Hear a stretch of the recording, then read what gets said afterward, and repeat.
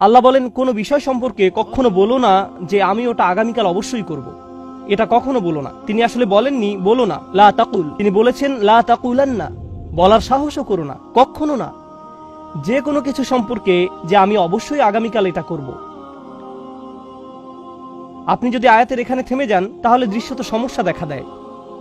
কারণ আপনার বস বলেন আপনাকে অবশ্যই এই অ্যাসাইনমেন্ট আগামীকাল জমা দিতে হবে, আপনি তখন বলেন অবশ্যই আমি আগামীকাল জমা দিব, শিওর শিওর ইনশাআল্লাহ। কখনো কখনো আপনি ইনশাআল্লাহ বলেন, কখনো বলেন না। কিন্তু মানুষ নিশ্চয়তামূলক ওয়াদা করে সব সময়। হ্যাঁ হ্যাঁ আমি নিশ্চিত যাব।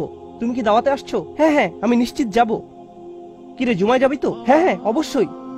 আমরা এইসব নিশ্চয়তামূলক কথা বলি সব সময়।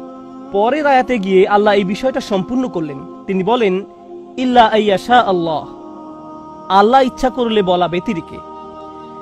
একমাত্র ব্যতিক্রম হলো আমার এটা করার ইচ্ছা শতভাগ যদি আল্লাহ ইচ্ছা করেন। এই জন্য মুসলিম সংস্কৃতিতে আমরা যখন ভবিষ্যৎ নিয়ে কথা বলি আমরা ইনশাআল্লাহ শব্দ ব্যবহার করি।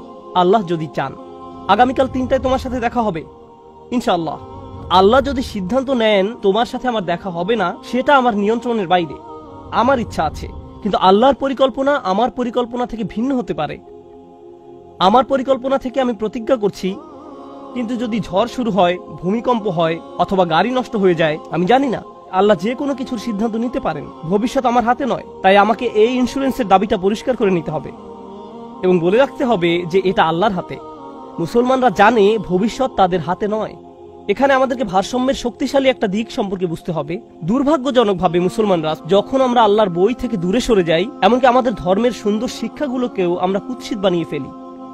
তাদেরকে বাহির থেকে সুন্দর মনে হয়, কিন্তু আপনি যখন আল্লাহর বইয়ের সাথে সম্পর্ক হারিয়ে ফেলেন, আপনি যখন আল্লাহ রসুল সাল্লাল্লাহু আলাইহি সাল্লামের সুন্নাহর সাথে যুক্ত না থাকেন, তখন সেই একই সুন্দর বিষয়গুলো কুৎসিত কিছুতে রূপান্তরিত হয়। আমাদের অনেকেই এই অপরাধে অপরাধী। তাই আমরা যখন বলি ইনশাআল্লাহ, তার মানে সম্ভবত না। আমরা এখন এটাই করি। তুমি কি আসবে? ইনশাআল্লাহ, যার অর্থ হলো আমি আসলে নিশ্চিত নই, আমি শিওর নই। তাহলে আমরা এখন ইনশাআল্লাহ ব্যবহার করি কোনো প্রতিশ্রুতি এড়ানোর জন্য। এই আয়াতগুলো প্রতিশ্রুতি এড়ানোর জন্য নয়। বস্তুত ইন্নী ফাইলুন যালিকা গাদান খুবই শক্তিশালী শব্দ সমষ্টি। আমি নিশ্চিত, আমি অবশ্যই আগামীকাল এটা করতে যাচ্ছি। গ্যারান্টি সহকারে কোনো অঙ্গীকার করা, প্রতিশ্রুতি দেয়া এবং অবশ্যই করব বলে প্রতিজ্ঞা করা মূলত কোনো সমস্যা নয়। বস্তুত আপনার তো এমনটাই করা উচিত। আপনার তো আসলেই শক্ত প্রতিশ্রুতি দেওয়া উচিত। যদি করতে না পারেন তাহলে বলে দিন যে করতে পারবেন না, বলে দিন আমি যেতে পারবো না। কিন্তু যদি কথা দেন তাহলে তাতে অটল থাকুন।